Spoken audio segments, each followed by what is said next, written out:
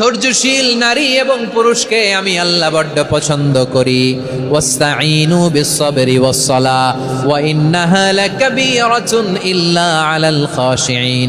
আল্লাহ বলে যখন বিপদে পড়বা সালাত এবং সবর দিয়ে আমার কাছে সাহায্য চাইবা। বিপদ আসলেই রাহমাতাল লিল আলামিন জায়নামাজে দাঁড়ায় যেতেন।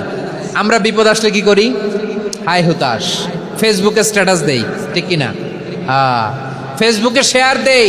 বিপদ আসলে বন্ধুর সাথে শেয়ার দেওয়ার আগে, নিজের স্ত্রীর সাথে শেয়ার দেওয়ার আগে, ফেসবুকে শেয়ার দেওয়ার আগে শেয়ার করবো কার সাথে? আল্লাহর সাথে। কারণ আপনার বিপদ থেকে আপনার কেউ উদ্ধার করতে পারে না, একজন সত্তা ছাড়া। চিল্লায় বলতে হবে তিনি কে? সে আল্লাহ বলেন, গোলাম বিপদে ধৈর্য ধারণ করো।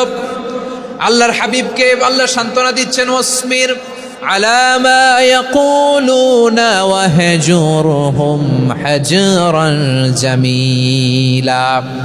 ও নবী, ওরা যা বলে মন খারাপ করবেন না, মন ভাঙবেন না, ধৈর্য ধারণ করুন।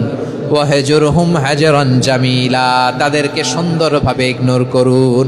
আমার নবীকে গালি দিত কবি বলে, গণক বলে, পাগল বলে, জাদুকর বলে, লেস কাটা বলে। আমার নবী নাকি লেস কাটা, নাউজুবিল্লাহ পড়বেন না। আমার নবী নাকি নির্বংশ, ওনার বংশ নাকি দুনিয়াতে টিকবে না। বলে মুহাম্মদ, তোমার কোনো ছেলে সন্তান বেঁচে নাই, তোমার বংশ নির্বংশ হবে। আল্লাহ বলে ইন্না শানিয়াকা হুয়াল আবতার। আমার নবীকে যারা বলেছে নির্বংশ, ওরাই আসলে নির্বংশ, ওরাই পিতৃ পরিচয়হীন জারদ সন্তান। চিল্লায় বলো ঠিক কিনা? ওয়ারাফা'না লাকা যিকরাক। আল্লাহ বলেন, নবী আপনার সম্মান আমি বাড়িয়েছি, দুলোক ভোলোক ছাড়িয়ে, সাতাকাশ মাড়িয়ে আমার আরশ পর্যন্ত আপনার সম্মানকে বুলন্দ করেছি। যেখানেই আমার নাম নেওয়া হয় সেখানেই আমার নবীর নাম আছে নাই। এজন্য বিশ্বনবীরে তারা গালি দিত। বিশ্বনবী যেন গালি শুনে মন খারাপ না করে, আল্লাহ বলেন, নবী ওয়াসবির আলা মা ইয়াকুলুন, ওরা যা বলে বলুক, আপনি মন খারাপ করবেন না। আমার নবীরে কাফিরেরা যেমনি গালি দিত, এই যুগে আমাদেরকেও গালি দেয় এমন কিছু লোক আছে না নাই? আমার নবীকে গালি দিত গণক, জাদুকর, এরপর গালি দিত পাগল, নির্বংশ বলে। আর আমাদেরকে গালি দেয় মৌলবাদী বলে, আমাদেরকে গালি দেয় রাজাকার বলে।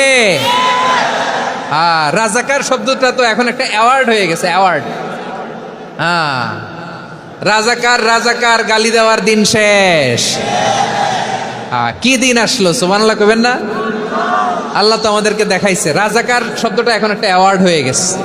সুবহানাল্লাহ, সুবহানাল্লাহ। পরিস্থিতি পাল্টে দিতে আল্লাহর সময় লাগে না। চিল্লায় বলেন ঠিক কিনা?